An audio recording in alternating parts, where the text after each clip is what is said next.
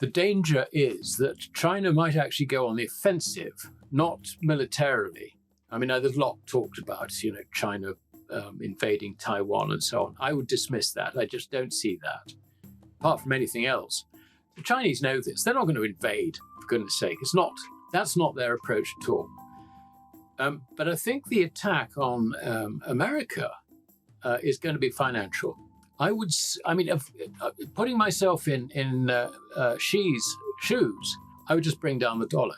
I mean, it's an extreme thing to do, but having laid the groundwork with CIPS, the Chinese settlement system, which excludes the dollar, having laid the groundwork for a yuan, which is exchangeable, which will be, it is already exchangeable for gold.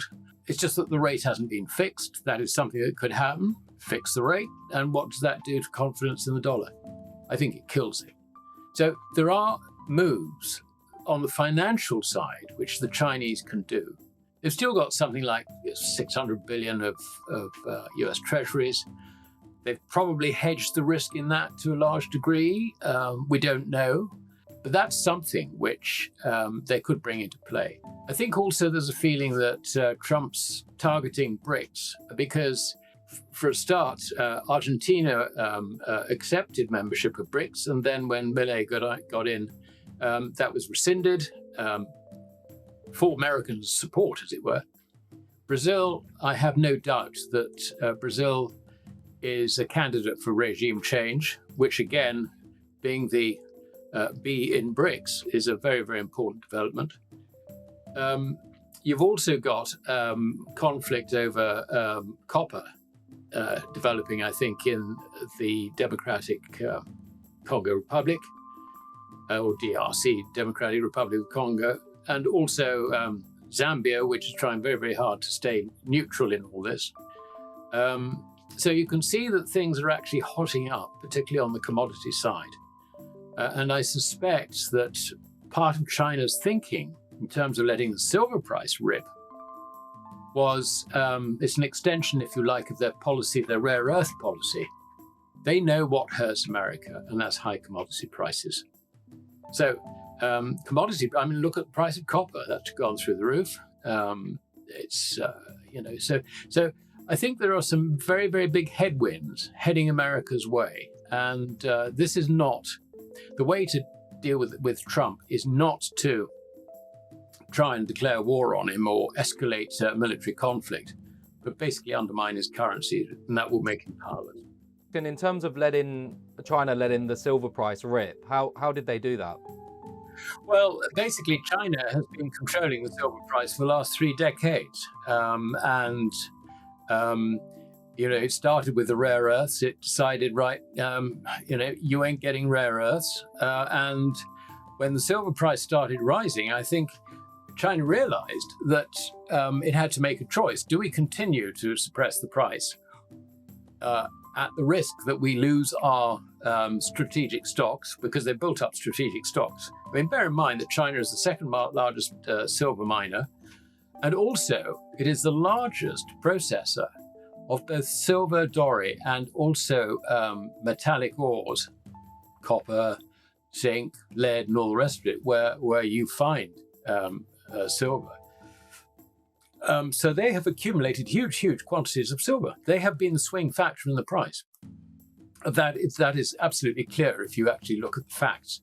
So what she's done basically is she's decided to not completely remove supplies into the West, but to control them more closely. And this was really behind the new licensing regime, which applies from this January and is due to be in place for the next 2 years. President Xi did 2 things. They announced an acceleration of the free trade agreement, or a move towards a free trade agreement between China, South Korea, and China. Now, okay, there's been change of government, if you like, in Japan. But the other thing he did was a whistle-stop tour around Southeast Asia. And that was followed not long after by an announcement from the Shanghai Gold Exchange that they were opening a vault in Hong Kong. And also in, guess where, Saudi Arabia. So This is clearly preparation for an exchange rate to be fixed between the yuan and gold at the time when it is appropriate to do so. And that time, in my view, and this is, you don't have to be the brain of anywhere to work this one out, is bound to be when the Chinese feel they've got to protect the yuan from a collapsing Western financial system. And that collapsing financial system, I think, is probably tied up very much with the equity bubble in America, the credit bubble, in effect. When that goes pop, then the whole system is going to be destabilized. And that, I think, is going to be the big story in the first half of 2026. And it will kill the dollar as well. I mean, from that point, the dollar is really going to go down. The value of any fiat currency is not only dependent on changes in its quantity, but also changes in the faith people have in it, the people who actually have in this currency. Now, that faith is deteriorating. I mean, you can see with the Chinese moves basically to take the whole of the BRICS and the Shanghai Cooperation Organization away from the dollar. Introducing, I mean, all this stuff about unit and all the rest of it is actually hogwash. What they're doing is quite simple. They're doing a Bretton Woods Mark III, and that is a currency system which is based on a yuan, which for trade settlement purposes will be tied to the value of the dollar. I don't see the Chinese public being allowed to exchange their yuan for gold. Sorry, tied to gold, I should say. I don't see them being able to exchange their yuan for gold.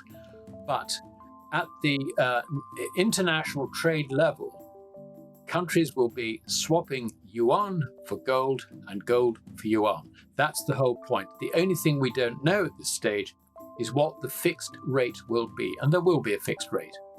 That way, the yuan for international trade purposes becomes a gold substitute. They won't need to hold gold, they can hold yuan. And that's basically where it is going. And the dollar will be out of it completely. I mean, if the dollar can't even try to go back on a gold standard because there is huge doubt over the gold reserves at the US Treasury. We know, for example, that a lot of gold disappeared into the market when they tried to rig the market in the 70s to drive gold out of the system. We know that there was a massive carry trade out of bullion, lease bullion. Your leasing costs were 0.5%, 1% tops. And at the time, you could sell it into the market and apply the dollar proceeds to US treasuries, which were yielding anything from 10% down to 5%, from the early 1980s onwards. So where did that go? Well, an analyst called Frank Veneroso reckoned that it all went into the market, never to be seen again. He thought it was probably adorning the necks of Asian women, which I think was a slightly flippant remark, but it was something that made the point. I reckon that China was in there picking it up because it was really from 1983 onwards, China basically embarked on a program of secretly buying gold. And, they had a wonderful bear market to do it. And when did the States suddenly decide that it could let its own citizens in on the act? That was at the bottom of the market in 2002. And the Shanghai Gold Exchange was then opened. And since then, the general public have taken delivery of something like 28,000 tons of gold. And that's in addition to anything which Chinese government acquired. We're not talking about the People's Bank's reserves at all. That's a completely different thing. But what they acquired, I reckon they could easily have acquired between 20 and 25,000 tons by 2002. And they have continued to acquire gold since then. I think at a lesser pace, admittedly. But they've got ample reserves. And a lot of those reserves would have come out of Fort Knox, in effect, as a result of America's attempts to drive gold out of the system and replace it with the dollar.